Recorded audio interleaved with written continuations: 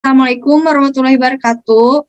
Kami dari kelompok 8 yang beranggota Ayuhandini Putri, Liviana Nur Aisyah, Tiara Azahra Permadi, dan Irfan Bahtiar Ahdi. Di sini kami akan mempresentasikan tentang pengambilan keputusan konsumen. Selanjutnya, saya Ayuhandini Putri akan menjelaskan tentang pengertian perilaku konsumen. Perilaku konsumen adalah perilaku konsumen yang ditunjukkan melalui pencairan, pembelian, penggunaan, pengevaluasian, dan penentuan produk atau jasa yang mereka harapkan dapat memuaskan kebutuhan mereka. Perilaku konsumen seperti didefinisikan oleh Swiftman dan Kanu. Perilaku konsumen seperti dalam mencari, membeli, menggunakan, mengevaluasi, proses dilalui oleh seseorang, jasa maupun ide yang diharapkan bisa memenuhi kebutuhannya. Selanjutnya, ada definisi pengambilan keputusan konsumen. Pengambilan keputusan konsumer, consumer decision making, adalah proses pengintegrasian yang mengkombinasi pengetahuan untuk mengevaluasi dua atau lebih perilaku alternatif dan memilih salah satu yang diantaranya. Hal dari proses pengintegrasian ini adalah suatu pilihan yang disajikan secara kognitif sebagai keinginan berperilaku. Menurut Philip Coulter, proses keputusan pembeli terdiri dari 5 tahap. Yang pertama, pengenalan kebutuhan, pencarian informasi, evaluasi pengambilan, evaluasi alternatif, keputusan pembelian, perilaku pasca pembelian. Beberapa keputusan, suatu keputusan discussion melibatkan pilihan di antara 2 atau lebih alternatif tindakan atau perilaku. Selanjutnya, faktor yang mempengaruhi perilaku pembelian konsumen. Yang pertama, ada faktor budaya. Budaya adalah penentu yang mendasari dari keinginan dan perilaku seseorang. Budaya adalah sekelompok nilai-nilai sosial yang diterima masyarakat secara menyeluruh dan tersebar kepada anggota-anggotanya melalui bahasa dan simbol-simbol. Yang kedua, ada budaya referensi. Perilaku konsumen yang dipengaruhi oleh faktor-faktor sosial, sekelompok preferensi, keluarga, peran, dan status sosial. Kelompok referensi adalah kelompok secara langsung maupun tidak langsung mempengaruhi sikap dan perilaku seseorang. Yang ketiga, ada faktor pribadi. Keputusan konsumen untuk membeli suatu produk di samping dipengaruhi oleh beberapa faktor. Dan di dalam faktor pribadi ini mempunyai ciri ataupun sifat-sifat. Yang pertama ada ciri-cirinya adalah pekerjaan dan gaya hidup. Pekerjaan adalah seseorang yang berpengaruh pada kebutuhan terhadap barang dan jasa. Yang kedua ada gaya hidup. Pola kehidupan yang diungkapkan kepada aktivitas, minat, dan opini merupakan gaya hidup seseorang.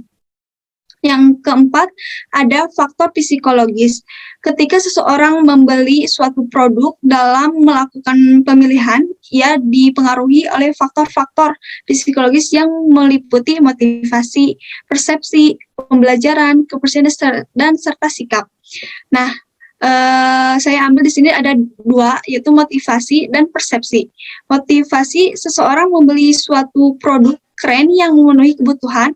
Motivasi ialah alasan untuk berperilaku.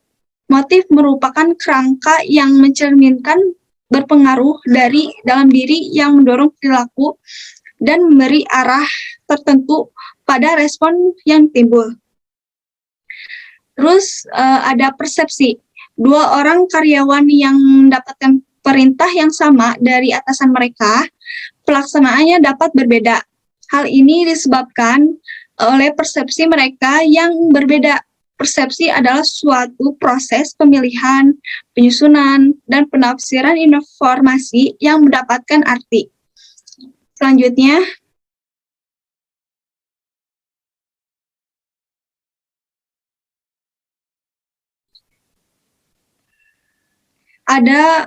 ada model perilaku pembelian konsumen.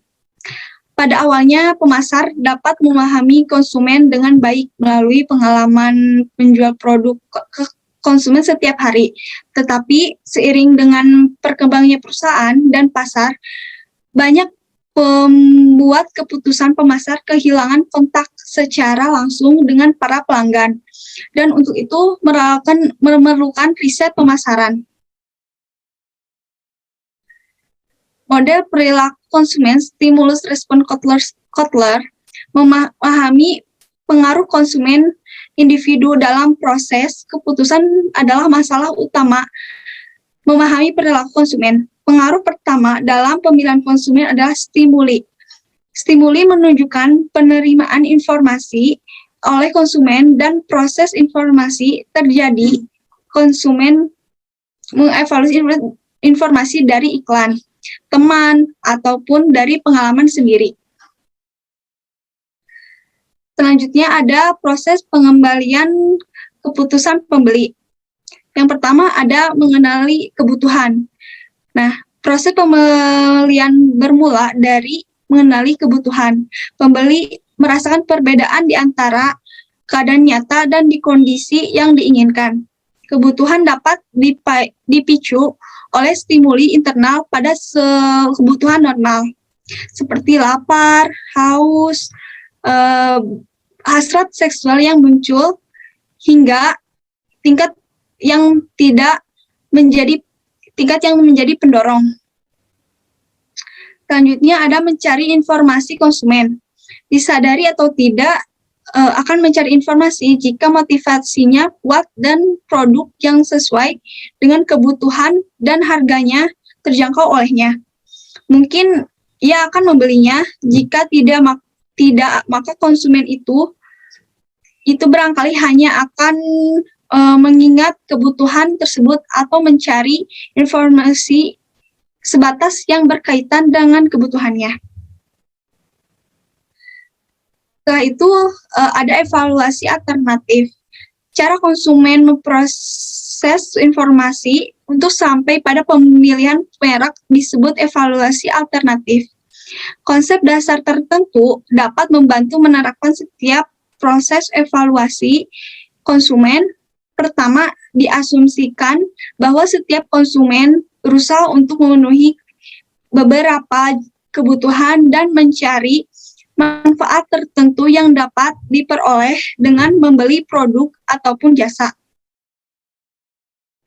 Selanjutnya, ada keputusan untuk membeli.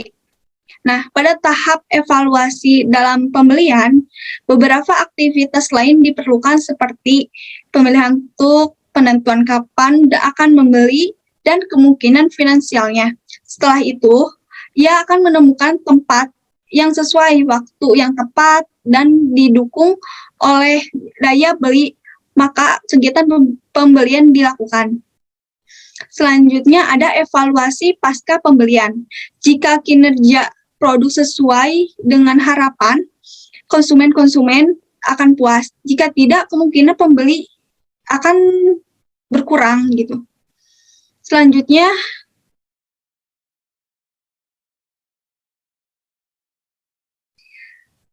tipe-tipe proses pengembalian keputusan.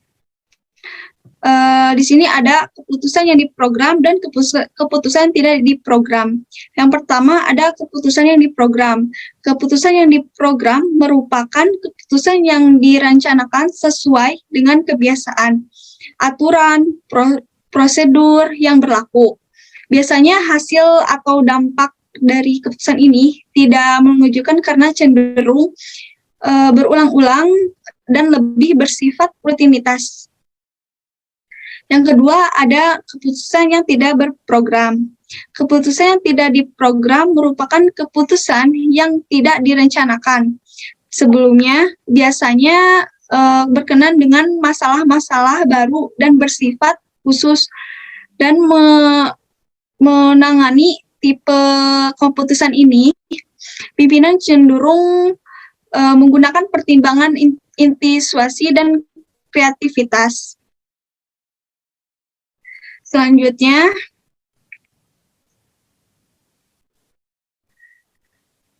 pengaruh perilaku konsumen terhadap keputusan pembelian. Dalam perkembangan konsep pemasaran mutakhir, konsumen ditempatkan sebagai titik utama perhatian dari para konsumen atau organisasi. Praktisi maupun akademis berusaha mengkaji aspek-aspek konsumen dalam rangka mengembangkan strategi ataupun marketing pemasaran yang diharapkan mampu meraih keuntungan yang akan dicapai. Setidaknya ada 2 alasan mengapa perilaku konsumen mempunyai pengaruh terhadap keputusan pembelian. Pertama, seperti sudah dikatakan di barusan ya, konsumen sebagai titik pusat perhatian pemasaran mempelajari apa yang akan dibutuhkan dan diinginkan oleh konsumen pada saat secara langsung merupakan hal-hal yang sangat penting. Setelah itu, memahami konsumen akan menentukan pasar pada kebijakan pemasaran yang tepat di efisien, seperti contohnya ketika pemasar mengetahui bahwa konsumen yang menginginkan produknya hanya sebagian kecil dari suatu populasi dan dengan karakteristik yang khusus, maka upaya-upaya pemasaran produk bisa diarahkan dan difokuskan pada kelompok tersebut.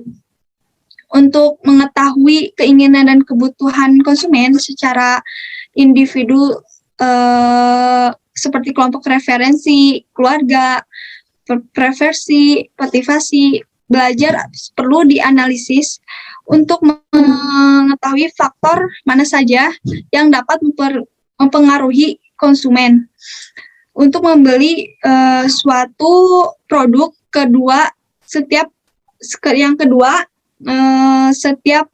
perilaku konsumen. Yang kedua, setiap perilaku konsumen yang diambil untuk melakukan pembelian pasti didasarkan pada alasan-alasan tertentu, baik secara langsung maupun tidak langsung. Proses pengambilan keputusan konsumen sangat berhubungan pada ketidakpuasan pembelian. Oleh karena itu, sangat penting memahami perilaku konsumen agar pemasar dapat menggambarkan bagaimana proses keputusan pembelian itu dibuat. Konsumen memang berpengaruh dan mempunyai dampak yang sangat tinggi bagi penjual serta proses pembelian. Adapun jika secara tidak langsung seperti online, shop atau media online lainnya, penjual menyesuaikan barang atau produk yang akan dijual agar konsumen tidak merasakan kekecewaan saat menerima barang yang sudah dibeli karena resiko penjualan secara online.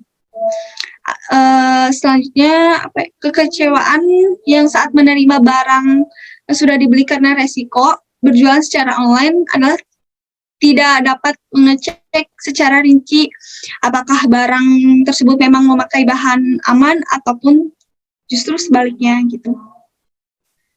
Nah, sekian dari saya. Assalamualaikum warahmatullahi wabarakatuh.